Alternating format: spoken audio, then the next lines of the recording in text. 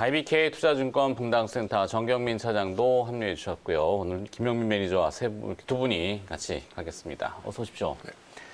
자, 개장 전부터 몹시 피곤한 느낌을 주고 있는데 일단 긍정의 뉴스들을 계속 찾고자 하니까 저런 뉴스도 나옵니다. 호주 1월 제조업 PMI 사상 최고치, 역대 최고치라고 합니다. 그러니까 제조업 경기가 호주는 좋은 거죠. 원자재 가격이 올라가다 보니까. 그게 이제 우리한테 직접적인 영향을 줄 거냐라고 반문한다면은 사실 호주 달러하고 우리 원화하고 연동되는 경우가 많은데 호주 달러가 강할 줄 알았는데 호주 달러는 좀 약하고 오히려 제로 노출로 차익 매물이 나오는 것 같고 우리 원화는 여기에서 뭐 조금 하락했으니까 그러니까 뉴욕 증시 막 600포인트 넘게 떨어지고 뭐 나스닥 200포인트 떨어졌지만 외환 시장은 아직 그렇게 변동이 없다라는 부분을 강조하고 싶어서 저 얘기를 좀 해드렸는데 실제 문은 어떻게 열릴지는 모르겠고 정경민 차장님이 뉴욕을 본 느낌은 어때요? 근데 뭔가를 이렇게 좀 찾아가려고 하는 모습은 계속 나오는데 아직 좀 시간은 걸리겠다라는 좀 직관은 가지고 있고요. 명확한 뭔가. 네, 이게 이제 뭐 이따 말씀 좀 드리겠습니다만 이게 본질적인 시스템을 건드렸다기보다는 헤지 펀드들의 이제 운용 전략, 전술 여기에는 단기적으로는 좀 영향을 줄 수 있잖아요. 네. 그렇기 때문에 이런 좀 큰 모진 바람 정도는 그래도 좀 맞고 가는 이제 이런 상황이 뭐 넘어진 김에 쉬어간다고 네. 좀 긍정적으로 좀 생각할 필요도 있다라고 좀 생각이 듭니다. 알겠습니다. 자, 그래서 오늘 일발장전 주제는 앞서 예고해드린 대로 지금 현재 눈에 보이고 흔들리는 거는 주가와 투자자들의 마음이죠. 갈대와 같은 마음. 심리만 계속 흔들릴 뿐이지 기업은 전진할 때는 그냥 계속 전진하고 있다. 정진이라고 표현해도 뭐 과언은 아닐 것 같고 뭐 주가가 지난주에 좀 많이 이렇게 조정을 받았던 기업들이 있겠지만 주가만 내려갔지 기업은 계속 출근하고 직원들은 또 일하고 이익은 나고 있고 그런 기업들을 좀 찾아봐야 되겠죠. 오늘은 그래서 동국제약을 한번 좀 볼까 싶습니다. 사실 본질 뉴스는 지금 공매도와 관련된 개별 기업 뉴스지만 그 이면에 더 주목받는 거는 제가 봤을 때는 이 코로나 변이 바이러스인데 하여튼 제약 바이오 주식들이 아직까지도 뭔가 좀 응축되어 있는 부분들이 좀 있는 것 같고 동국제약은 먼저 화면 나가겠습니다만 일단은 기업의 내용이 굉장히 탄탄하죠. 제약사 중에서는 몇 안 되는 손에 꼽히는 아주 탄탄한 회사입니다. 색깔이 화려하게 나왔는데 분홍색도 막 섞여 있고 그런데 지금 캡슐이죠. 네. 캡슐이군요. 네, TV 광고가 6개 나갑니다. 뭐 잘 아시겠지만 대표적인 일반 의약품 인사돌 플러스, 마데카솔, 페라민큐, 판시딜, 뭐 센시아, 그다음에 뭐 칠센 먹는 치료약이죠. 뭐 치질약. 이런 익숙한 TV 광고들을 많이 보셨을 겁니다. 근데 기업이 광고를 6개 한다는 게 쉽지는 않은 일이죠. 그만큼 들어오는 수익성도 높지만 비용도 많이 써서 판관비를 올린다? 자신 있다는 얘기가 될 거예요. 오라메디라는 또 일반 의약품 보셨을 텐데 거기에 이제 최근에 유튜브에 보면은 바이럴 영상이라고 그 영화 롤러코스터에 보면 안과 의사라는 분이 나오는데 캐릭터가 굉장히 독특한가 봐요. 근데 이 영상이 지금 현재 1200만 뷰를 돌파했고 당연히 판매로도 늘어나겠죠. 그러니까 일반 의약품도 잘 되고 있고 조영제나 항암제 같은 전문 의약품도 골고루 잘 되고 있고 의약품 쪽에서는 포트폴리오가 굉장히 탄탄한 회사. 거기에 이제 플러스가 잘 아시는 홈쇼핑 틀어보면은 마데카 크림, 뭐 센텔리안 24 같은 이 코스메틱 매출도 계속 성장하고 있습니다. 그리고 또 한 가지 첨가를 하자면은 포풀 주사라고 해서 뭐 잘 아시는 그 프로포폴입니다. 이게 코로나19 호흡기 질환, 중증 질환에 또 진정 효과가 분명히 있다라고 파악이 됐어요. 그래서 프로포폴은 호흡 곤란과 호흡 곤란을 경감해주는 그런 효능이 있기 때문에 중남미 지역하고 유럽에서는 필수 의약품으로 지금 코로나와 관련돼서는 쓰인다고 합니다. 2020년도 결산 실적을 예측해 본 결과 매출 5천억, 그러니까 전년 동기 대비해서 한 17% 증가, 영업이익은 800억 원대, 마찬가지로 한 32% 증가. 근데 올해도 1분기, 그러니까 월 단위로 이 회사는 계속 수익성이 늘고 분기별로도 계속 그로스가 늘어나요, 독특하게. 그래서 주가도 거기에 호응해서 이렇게 같이 가고 있었는데 지난 금요일 날 한번 동반해서 다른 여타 시장과 관련해서 조금 조정이 있었고 근데 조정은 별로 신경 쓸 바는 아니지 않을까 이렇게 생각이 들어집니다. 자회사 동국생명과학의 기업 공개도 곧 있지 않을까 싶어서 여기도 주목해 볼 만하겠고 한미약품, 녹십자 이런 회사들이 현재 시가총액이 한 5조 원 정도 돼요. 근데 신풍제약도 마찬가지로 주가는 반토막이 났는데 시가총액 4조 원대. 근데 동국제약 1조 3천억이거든요. 좀 싸지 않을까? 셀트리온 업력이 한 20년이 안 됐는데 시가총액 43조 원이에요. 근데 동국제약은 50년 업력에 시가총액 1조 3조 원, 1조 3천억. 좀 싸다, 제가 보기에는. 그로스가 계속 늘어나고, 이익이 늘어나고, 수익성이 늘어나는 탄탄한 회사인데 왜 이렇게 쌀까? 궁금해서, 네. 그래서 별개의 전체 시장과는 동떨어져서 흔들리는 주가를 보지 말고 기업의 본질을 좀 잘 봤으면 좋겠다. 이런 생각이어서 오늘 한번 소개를 좀 시켜드렸고. 네. 자, 이제 붙여주세요, 두 분이. 예. 네. 김영 매니저부터. 제가 먼저요? 그러면 이쪽부터. 먼저, 네. 네.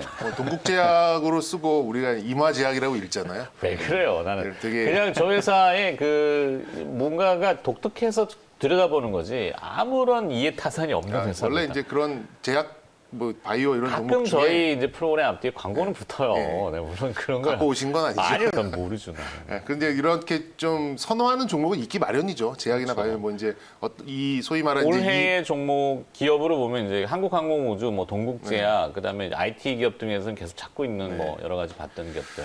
뭐 하여튼 좀 그러니까 굉장히 이제 낯익은 종목이라서 그냥 네. 한번 좀 가볍게 좀 말씀을 좀 드려봤는데 좀 운이 없다라는 생각도 좀 듭니다. 그러니까 말씀을 해주셨지만 그 정말 실적이 잘 나와요. 재무 구조도 정말 좋고 사업 포트폴리오도 정말 좋고 정말 뭐 이렇게 좋아도 이렇게 좋아도 될까 하는 정도로 흠결이 사실 없는데 예. 이 보통 주가라는 게 그래도 대중들이 약은 많이 아는데 주가는 좀 알려야 되잖아요. 네.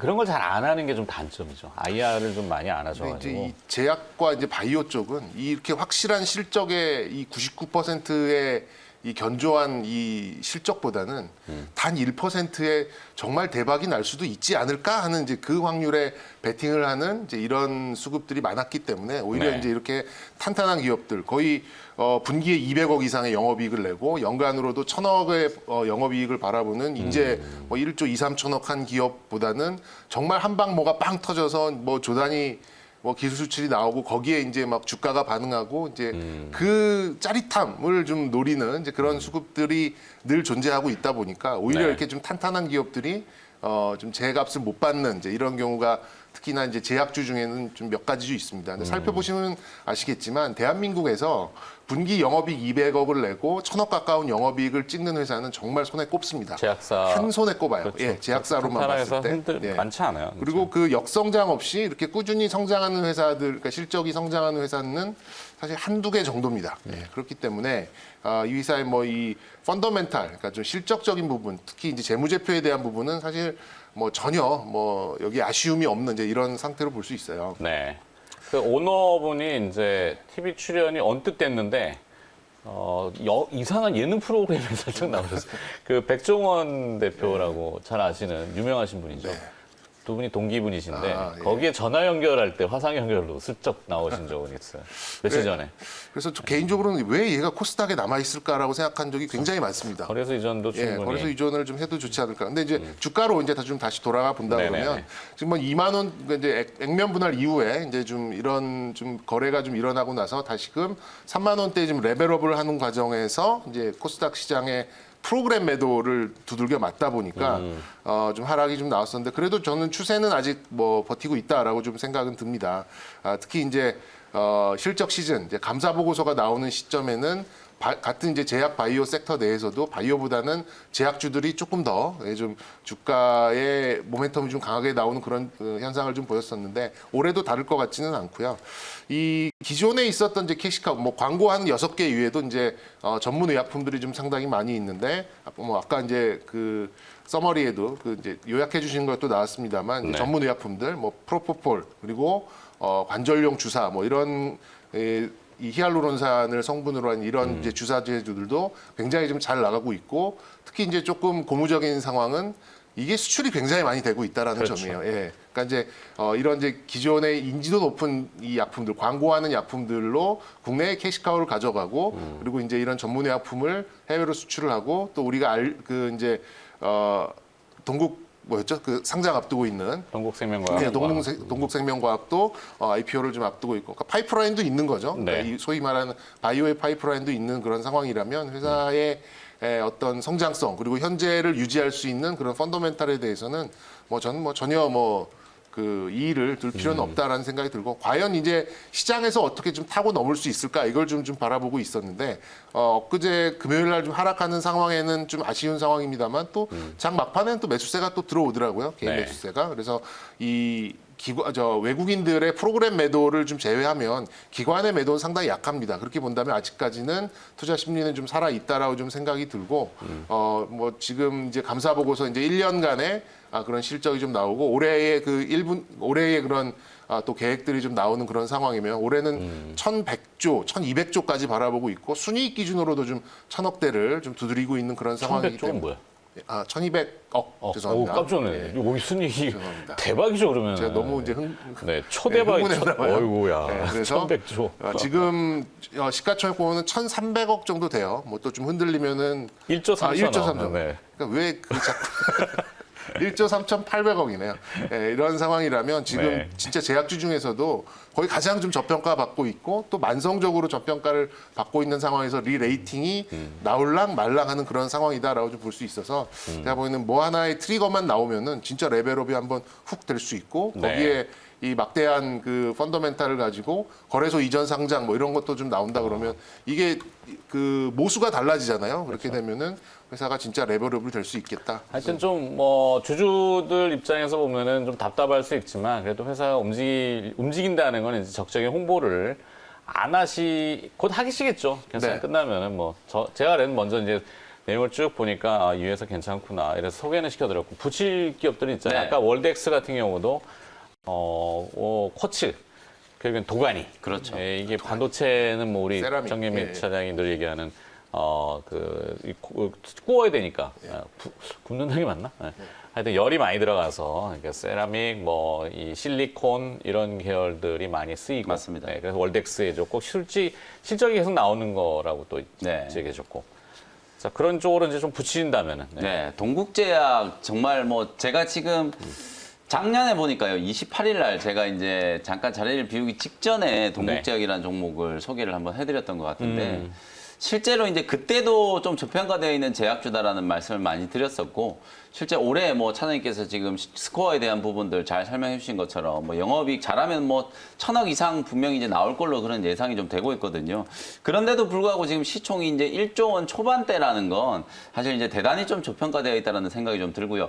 이런 스타일의 종목들이 몇 개 있었어요, 사실 국내에. 네. 녹십자라는 기업이 사실 그랬었고요. 그렇죠. 그다음에 종근당도 이제 그랬었는데, 종근당도 사실 이제 실적이 이제 꽤나 작년에 거의 영업이익이 1,000억 가까이 나왔었던 걸로 예상이 좀 되는데, 종근당도 이제 주가가 최근에 코로나19 치료제로 좀 주목받으면서 좀 올라왔지만 어쨌든 한 2조 원 정도 되거든요. 그런 걸 이제 감안을 해보면 많이 이제 좀 저평가되어 있던 기업들이 이제 어느 정도 이제 가치를 좀 찾아가고 있는 그런 이제 과정이다라고 생각하면 될 것 같고, 가장 극명하게 이제 대비를 할 수 있는 종목이 바로 동국제약하고 유한양행을 이제 비교를 해보면 될 것 같고요. 네. 이익의 규모나 이제 매출 규모가 이제 거의 비슷한 회사인데, 유한양행은 지금 4조 원 이상을 이제 평가를 받고 있고, 동국제약은 이제 1조 원 초반이잖아요. 그렇죠. 그러면 이제 돈 버는 건 거의 비슷한데 4배 가까이 이제 시가총액이 좀 차이가 난다라는 건, 결국 이제 유한양행은 말 그대로 이제 일반 의약품이나 전문 의약품 외에도 신약 이제 파이프라인 쪽에 나름대로 이제 지금 성과가 나타나고 있는 것들이 분명히 좀 있다라는 거고, 동국제약은 아무래도 이제 매출의 비중 전체적으로 보면 전문 의약품 쪽에 이제 많이 좀 이제 치우쳐 있는 그런 이제 부분이 있다 보니까 네. 상대적으로 이제 좀 저평가되어 있다라는 거예요. 근데 우리가 많은 기업들이 어떤 가치를 이제 판단을 할 때, 물론 이제 신약을 개발한다는 거, 이 성장성에 대한 프리미엄을 이제 받는 게 제약바이오 업종의 이제 기본적인 어떤 트렌드지만, 그럼에도 불구하고 동국제약은 너무 지나치게 지금 저평가되어 있다. 네. 사실상 지금 현재 이제 당장 주가가 4만 원, 4만 5천 원이 가도 여전히 이제 싸다라고 볼 수 있을 정도로 좀 저평가되어 있는 구간이거든요. 그리고 특히나 이제 동국제약이 이제 작년에 아니, 기업 하나만 너무 집중적으로 하는 거 아니에요? 네. 제가 이제 소개만 시켜드린 거지. 이제 붙여달라고 거기다. 네. 다른 기업도 혹시 있으면은. 그래서 작년에 액면 분할 이후에 일정 부분 주가에 이제 부침이 좀 있었기 때문에 동국제약은 지금도 충분히 관심을 좀 가져볼 만한 기업이다라는 생각이 좀 들고요. 네. 여기에 이제 종목을 좀 붙이면 저는 이제 삼천당 제약 삼천당 거의 제약. 이제 비슷한 스토리를 이제 가지고 있는 기업이면서도 이 삼천당 제약은 약간의 이제 프리미엄을 좀 줄 수 있는 게 이제 플랫폼 기술과 관련된 이슈. 원래 이제 삼천당 제약은 여러분들 잘 아시는 것처럼 안구건조증 치료제를 개발하는 기업으로 이제 잘 알고 계시고, 특히나 이제 또 아일리아라고 하는 이제 황반변성 치료제라는 그 이제 바이오 제품의 바이오 시밀러를 이제 미국 FDA 임상 3상이 작년에 이제 진입을 한 상태거든요. 그래서 네. 미국이나 유럽 쪽에 이 황반변성 치료제 바이오 시밀러도 이제 나름대로는 이제 결과물이 이제 나타나기가 이제 임박을 했고, 특히나 이제 S패스라고 하는 플랫폼 기술을 여러분들이 주목을 해보시면 되는데, 삼천당 제약도 이제 최근에 주가가 강하게 한번 급등을 했었던 이유가 실제로 이제 코로나19 치료제를 이제 경구형 제제로 개발을 한다,